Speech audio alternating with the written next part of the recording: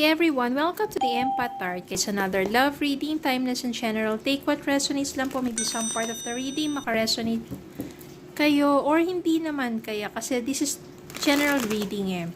So maybe tingnan natin kung ano yung mga gabay, mga aral sa buhay, life in general, or sa buhay pag-ibig. Spirit, kayo sa may messages, anong love connections ito, lessons in life and guidance na nais yung ipabati sa amin, mga aral kabay sa buhay pag-ibig. Spirit, kayo sa may more messages, anong love connections ito, lessons in life and guidance na nais yung ipabati sa amin.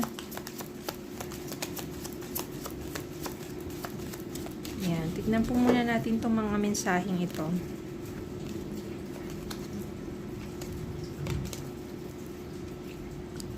Seven of Cups. Death.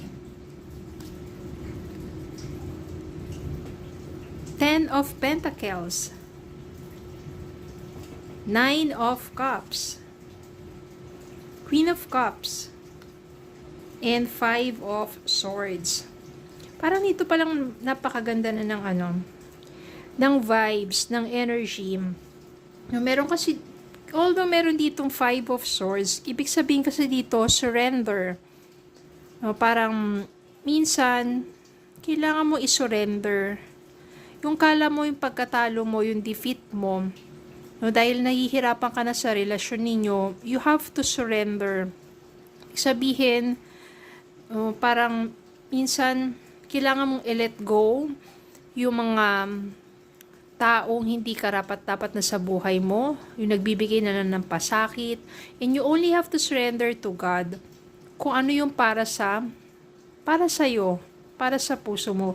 If you are in a relationship na puro na lang conflict, away, ganyan, lack of communication, you have to surrender. Hindi ibig sabihin na surrender niyan, italunan ka. Ibig sabihin lang yan, you have to surrender your pain to God. Ialay mo na sa Kanya yung pain na yon, kasi papalitan niya yon ng grace, ng grasya. At kapag ginawa mo yan, dun mo marirealize na ang dami naman pala. Ang dami palang options pagdating sa love. Ibig sabihin, hindi lang pala iisa yung tao na pwede mong paglaanan ng pagmamahal. Andiyan yung mga kaibigan mo, syempre pamilya mo, at higit sa lahat, marami pang tao na dyan sa paligid mo na masasabi mong mas karapat-dapat para sa'yo. You have options, you have choices. There are multiple possibilities and opportunities for you. Pagdating sa love, pagdating sa career, maraming choices. Marami sinasabi, wala kasi akong choice eh. No, you have a choice. You can make a decision. You have a choice. And it will lead you to etong death na to. Ibig sabihin lang na to, spiritual transformation. New beginnings. Ayan o, letting go. Ibig sabihin let go mo na kay God. Lahat ng worries and fears mo pagdating sa relationship, pagdating sa future mo. Tapos pagkakaroon ka ng spiritual transformation, ibig sabihin yan, mas magiging malalim ang pangunawa mo about love and about life. Hindi ka na ganun kababaw mag-isip. O yung sabihin natin, kasama na niya yung spiritual transformation mo, yung mas nagiging mas mapasensya ka, mas magiging maunawain ka, loving and caring, ganun. Kaya naman dito, Nine of Cups, there will be fulfillment, wish fulfillment of your heart's desire, of your dreams. Ano ba yung mga pangarap mo, diba? Yung isang matiwasay, maayos, harmonious relationship with someone you really deserve. Someone na mapagmahal, someone na mamahalin ka ng tunay, ng tapat. Kaya magkakaroon dito ng wish coming true. Cheerfulness, joy, fulfillment, diba? And ikaw, as Queen of Cups, magmamature ka. You will be more nurturing sa relationship ninyo. Kung dati nandiyan yung palagi mainitin ang ulo, palagi nakasigaw, palagi selosa, palagi seloso. Remember, ang mga reading po ay hindi siya gender, yung mga ano na yan. Kung ano po yung mas malalakas na mga enerhiya na yan, pababae o lalaki ka. Kasi may mga ganun tayong katangian eh. We are nurturing. Yan. Magiging ka mas mature, nurturing, at you will feel more secured. Ganun din yung tao magmamahal sa'yo. Magiging secured sa pagmamahal mo. At ito ang pinakamasaya. Yan.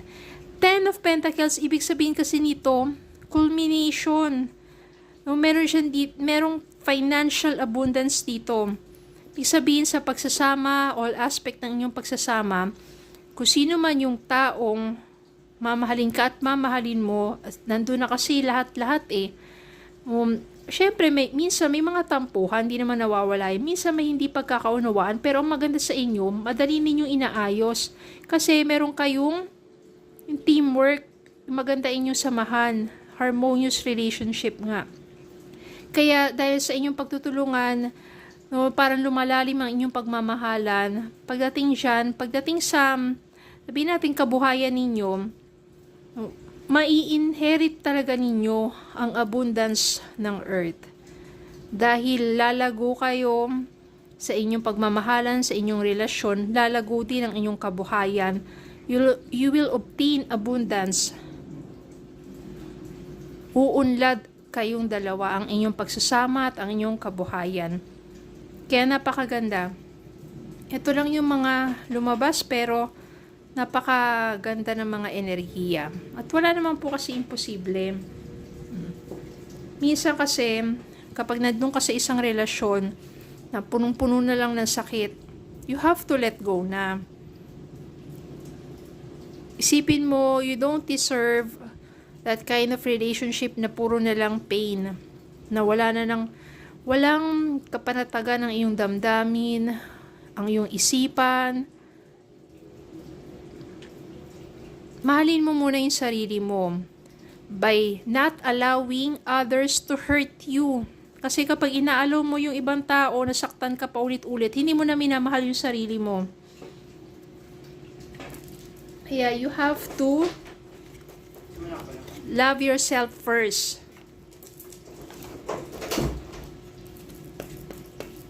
Let go mo na lahat ng pain mo.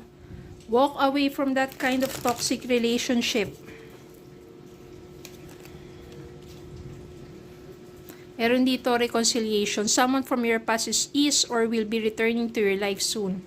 Bakit kaya lumabas yung reconciliation?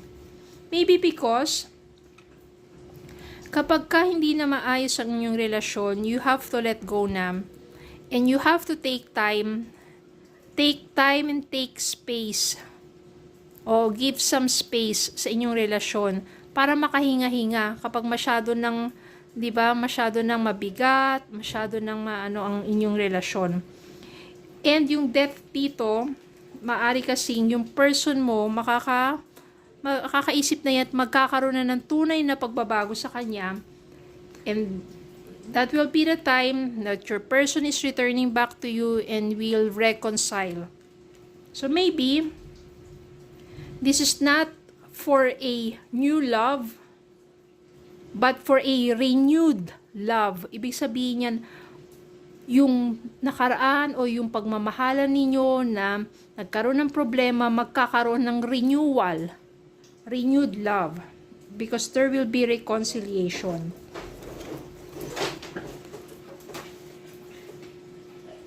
They are the one. You have already met the romantic partner you seek kasi nga maaring ngang yun na talaga yung partner mo.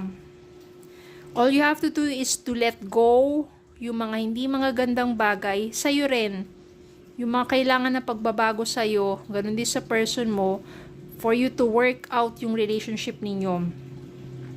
Maaring siya na talaga, nagkaroon lang kayo ng problema, kailangan nyo lang parehong mag-mature para maisaayos ang inyong relasyon. There will be transformation sa'yo at sa person mo. There will be wish fulfillment dahil nagbago na ang lahat. mas naging maayos. Nandiyan yung pagmamahalan, nandiyan yung nurturing, there will be abundance. Yung choice dito, maring ito yung mga times na yes, meron pala kayong choice. Choice to make a decision for a better relationship. At maaring yung choice na yun is reconciliation. Instead of hatred.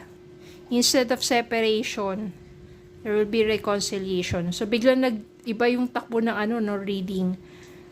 Because of these two love messages. Pero maaring new love or renewed love para sa inyo. Okay, kaya take what resonates lang po. Okay, so yun lang po. Maraming salamat po for watching. Please don't forget to like, share, comment, subscribe, follow me Facebook and YouTube. Have a good day po and God bless.